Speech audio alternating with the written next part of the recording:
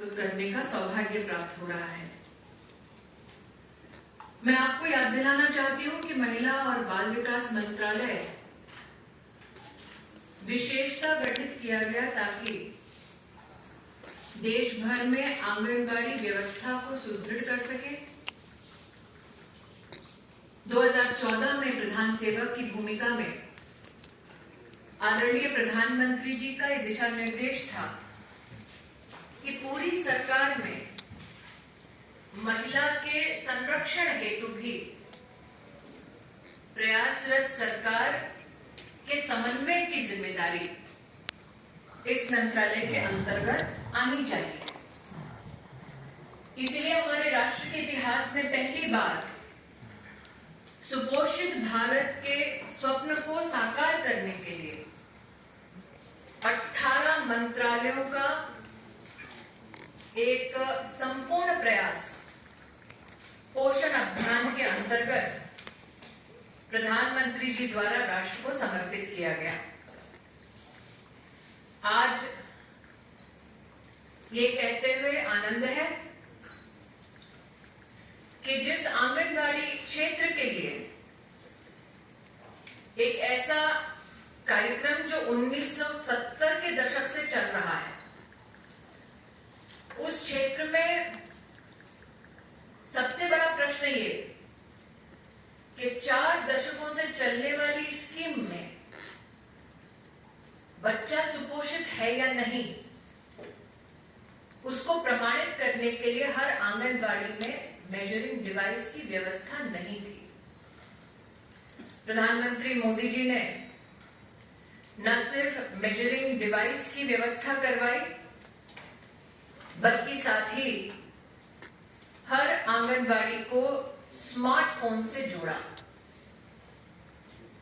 आज ये कहने में हमें कतई संकोच नहीं कि देश भर में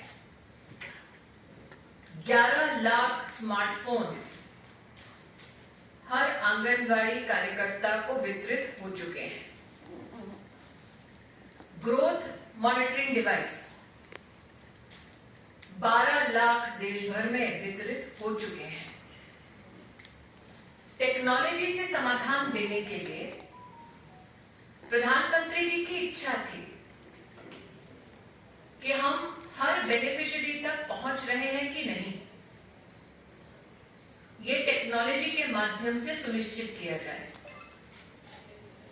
भारत सरकार ने पोषण ट्रैकर नामक टेक्नोलॉजी की एक व्यवस्था देश के 13,90,000 आंगनबाड़ी में स्थापित की, जिसके चलते 9 करोड़ से ज्यादा बेनिफिशियरी गर्भवती महिलाएं, 6 साल से कम उम्र के बच्चे, जिसमें से 92% आधार सीडेड हो चुके हैं, उनको आंगनबाड़ी व्यवस्था से रियल टाइम टेक्नोलॉजी के माध्यम से जोड़ा गया। कुछ लोगों का यह मानना था कि ग्रामीण अंचल में क्या टेक्नोलॉजी का इस्तेमाल सही तरीके से हो सकता है। इसका सबसे बड़ा प्रमाण यह है कि हर महीने बच्चों का वजन होता है, लंबाई नापी जाती है, वो रियल टाइम डेटा भारत सरकार के सामने उपलब्ध कराया जाता है। एक आंकड़ा आपको बताना चाहती हूँ, मार्च के महीने में 15 मार्च से लेकर 30 मार्च के बीच में देश में 6 करोड़ से ज्यादा बच्चों का डेटा आंगनबाड़ी की हमारी बहनों ने ट्रैक्टर के माध्यम से प्रदेश और देश की सरकार को प्रेषित किया।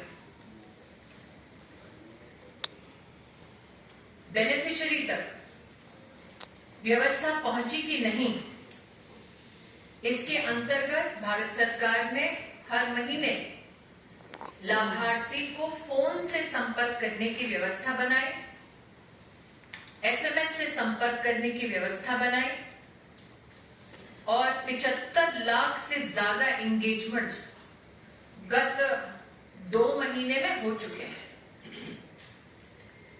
ये विषय शायद ही कभी सुर्खियों में आए, इसलिए मैं विशेष आपको यह आग्रह करती हूं कि ये जानकारी इसीलिए भी पहुंचाए क्योंकि आंगनबाड़ी की व्यवस्था से और सरकार की जो स्वास्थ्य की व्यवस्था है उसके अंतर्गत गर्भवती माताओं को बैंक के खाते में कैश ट्रांसफर की भी व्यवस्था महिला और बाल विकास मंत्रालय के सौजन्य से प्रधानमंत्री जी के आदेश अनुसार हुई।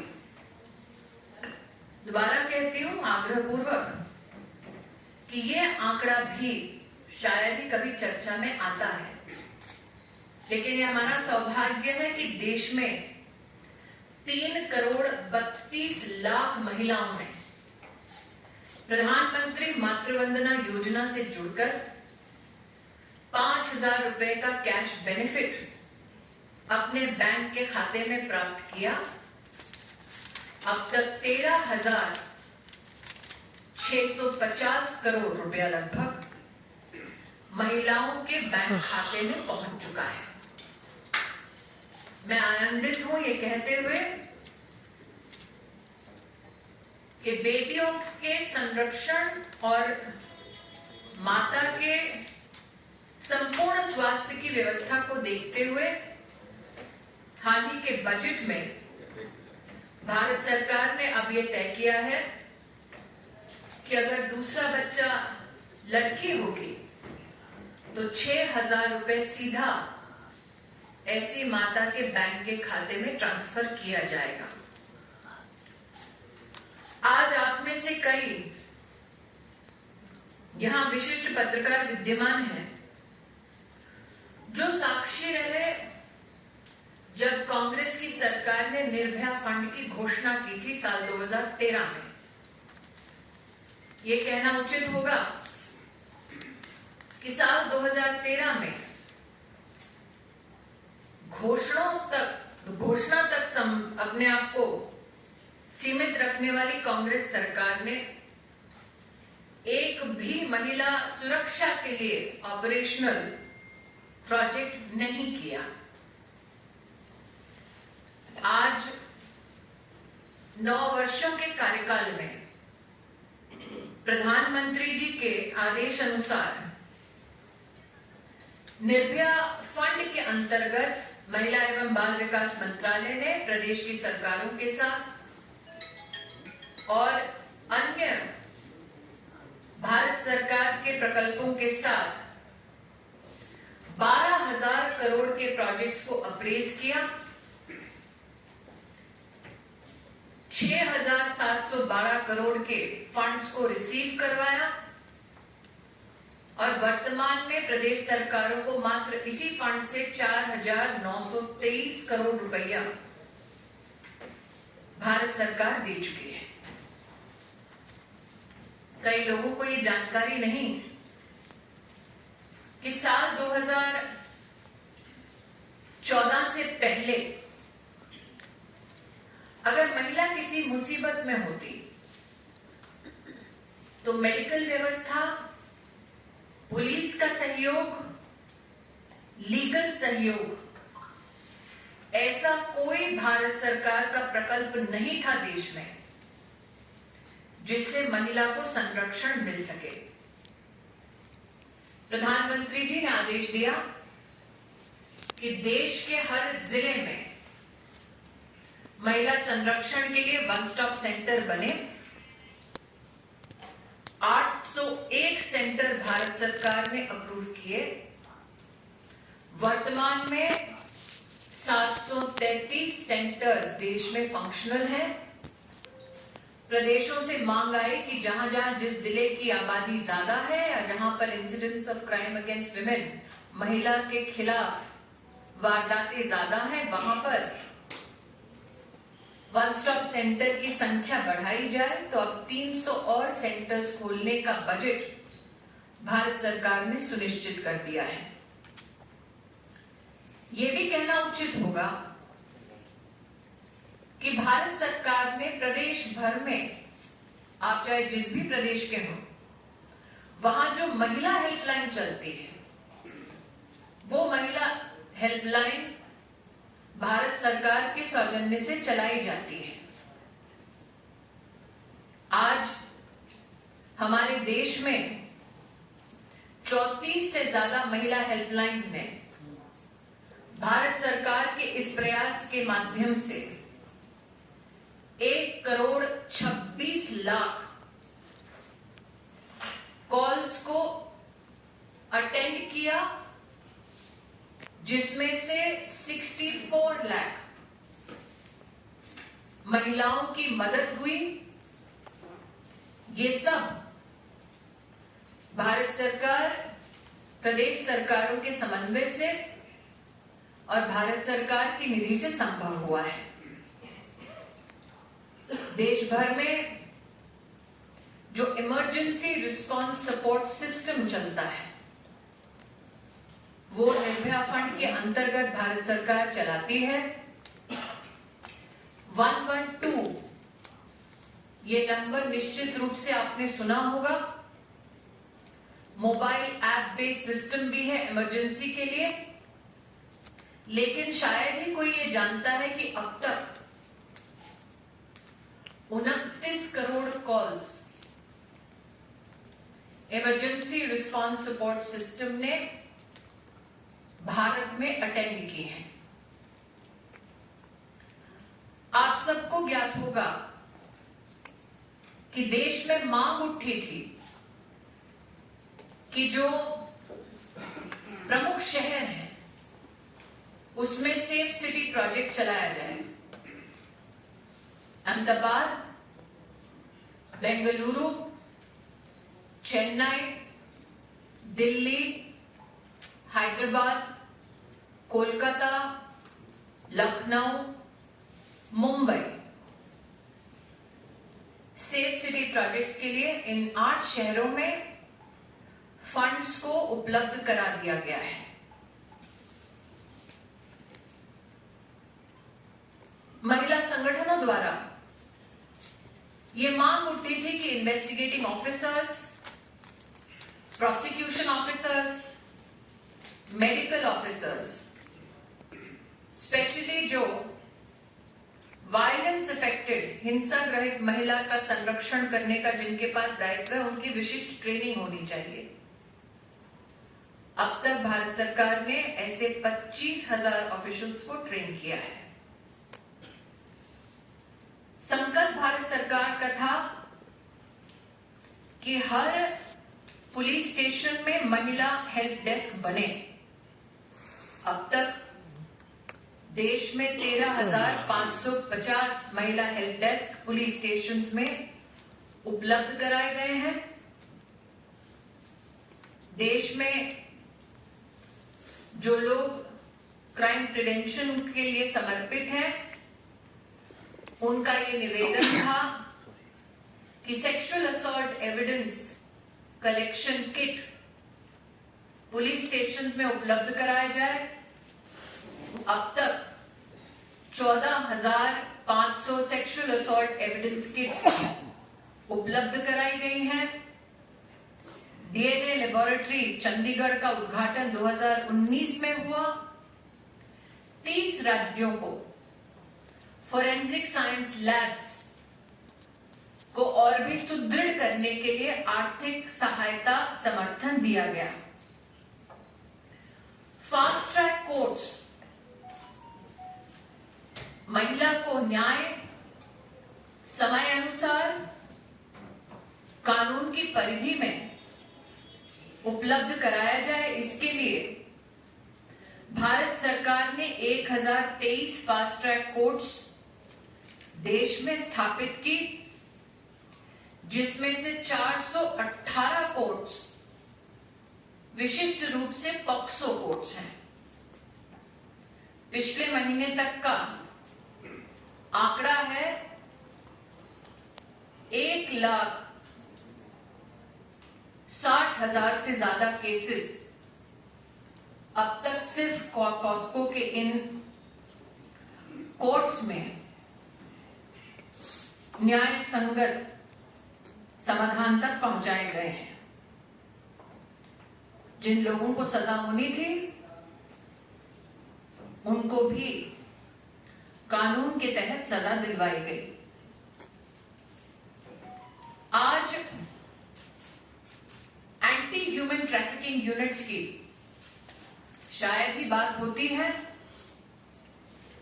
हमारे देश में कभी भी एंटी ह्यूमन ट्रैफिकिंग यूनिट की व्यवस्था जिलावार नहीं थी। जिलावार एंटी ह्यूमन ट्रैफिकिंग यूनिट अब 780 से ज्यादा ऑपरेशनल हैं।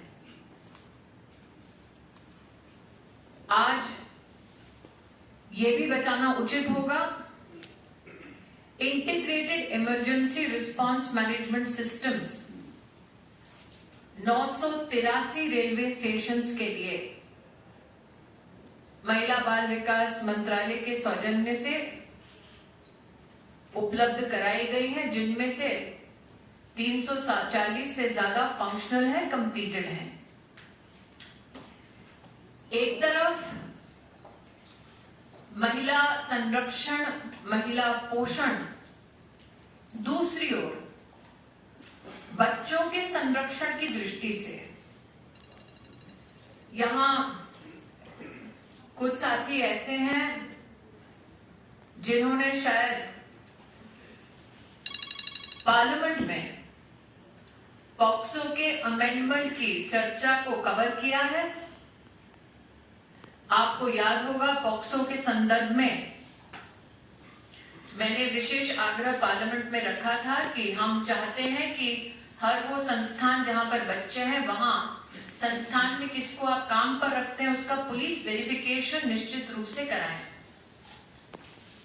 आज भारत सरकार के पास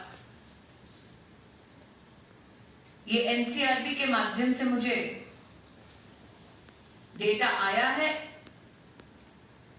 5 करोड़ से ज्यादा visitors national cyber crime reporting portal पर विजिट कर चुके हैं। 11 लाख से ज्यादा कंप्लेंट्स मिल चुकी हैं। आप जानते हैं 1930 साइबर क्राइम का टोल फ्री नंबर है। हमारा ये भी प्रयास था कि जो सेक्सुअल ऑफेंडर्स हैं उनकी लिस्टिंग अलग से की जाए ताकि पुलिस वेरिफिकेशन में मदद हो। बड़े दुख के साथ कहती हूं कि 12 लाख से ज्यादा सेक्सुअल ऑफेंडर्स का डेटा आज हमारे पास है। पुनः ये मात्र मेरे एक मंत्रालय का ब्यूरो है। आप में से कई लोग इस बात से परिचित हैं कि मोदी सरकार ने महिला को आर्थिक रूप से सशक्त करने के लिए 27 करोड़ महिलाओं का जनधन का अकाउंट खोला। 27 करोड़ 70 लाख मुद्रा लोन्स मात्र महिलाओं को दिए। 26 हफ्तों की मैटरनिटी लीव, ये भी महिला उत्थान की दृष्टि से सरकार का एक सराहनीय कदम रहा। सुकन्या समृद्धि अकाउंट्स योजना के अंतर्गत 3 करोड़ 18 लाख खोले गए। जैसा कि आदरणीय प्रधानमंत्री जी ने कहा कि एक वक्त था जब सरकारें कहती थी महिला का उत्थान करो। अब वक्त आया है जब हिंदुस्तान कहता है राष्ट्र का अगर उत्थान करना है तो महिला नित विकास जरूरी है। Does anybody want me to say this in English? I leave the floor open for questions. You can say the last part where you mentioned the sexual offenders, 12 lakh. Well, madam, like I said, if you had been witness to my interventions on the POCSO amendment, you would know that we have said consistently our endeavor is to ensure that there is police verification done by every establishment that serves the cause of children, to ensure that we compile data on sexual offenders so that police verification can be facilitated. Today, unfortunately, we have a data of over 12 lakh sexual offenders in the country. That the National Cyber Crime Reporting Portal has had over 5 crore visitors. That itself shows that people want to use every technological tool the government provides to ensure that they are better informed, especially if they want to dedicate themselves to the cause of safety of children. Neeraj Pandey यदि madam मेरा सवाल आपसे थोड़ा political है कि आपने इतना मंत्रालय के बारे में बताया, आपके पास माइनॉरिटी मिनिस्ट्री भी है। राहुल गांधी हैं, वो कहते हैं कि भारतीय जनता पार्टी मुस्लिम विरोधी पार्टी है, आपका क्या ओपिनियन है? नीरज जी, मुझे लगता है कि एक सरकार की प्राथमिकता हर वर्ग के लिए सुनिश्चित इस बात से भी होती है कि वित्तीय आवंटन किसी वर्ग, किसी समुदाय अथवा किसी दरकार के लिए कितना किया जाता है। तो जो गांधी खानदान अपने आप को संरक्षक बताता है मुस्लिम समुदाय का, उनसे पूछना चाहिए कि उनकी सरकार में महज 12,000 करोड़ रुपया का खर्चा दिखाया गया और गत 9 वर्षों में मोदी सरकार में 31,450 करोड़ का खर्चा किया गया। एक और छोटा उदाहरण, जो गांधी खानदान अपने आप को माइनॉरिटीज का संरक्षक कहता है, जब वो मेरिट कम मीन स्कॉलरशिप हमारे देश में चलाते थे तो उनका आवंटन था मात्र 860 करोड़। मोदी सरकार में यह आवंटन बढ़ाकर 2,691 करोड़ किया गया। मुझे लगता है ये आंकड़े अपने आप में कांग्रेस की सच्चाई बताते हैं। देवेंद्र पारासर इंडिया की राहुल गांधी पिलग्रिमेज ट्रिप पे हैं, वहाँ से ऐसी रिपोर्ट आ रही है कि अपने वाशिंगटन दौरे में वहाँ पे एक ऐसे डिप्टी सेक्रेटरी से मिले नॉन न्यूज करके, जिनके बारे में ये पूछा है काफी कि दूसरे देश के इंटरनल अफेयर्स में दखल करने के लिए जाएगा। भारतीय जनता पार्टी पहले से ही ये कह चुकी है और आप में से कई मीडिया नेटवर्क्स इस बात को पहले से ही जनता के सामने प्रस्तुत कर चुके हैं कि कैसे कांग्रेस का नेतृत्व हमारे लोकतंत्र पर चोट करने के लिए बाहरी ताकतों का इस्तेमाल कर रहा है। जैसे जैसे चुनाव पास आ रहा है, वैसे वैसे कांग्रेस के नेताओं की इस प्रकार की गतिविधि का बढ़ना अपने आप में इस बात का संकेत है कि कांग्रेस सत्ता की भूख में अपने देश की लोकतांत्रिक प्रणाली पर चोट करने के लिए आमादा है। इतने असहाय क्यों है गांधी खानदान के लोग? यतीन्द्र शर्मा मैम 9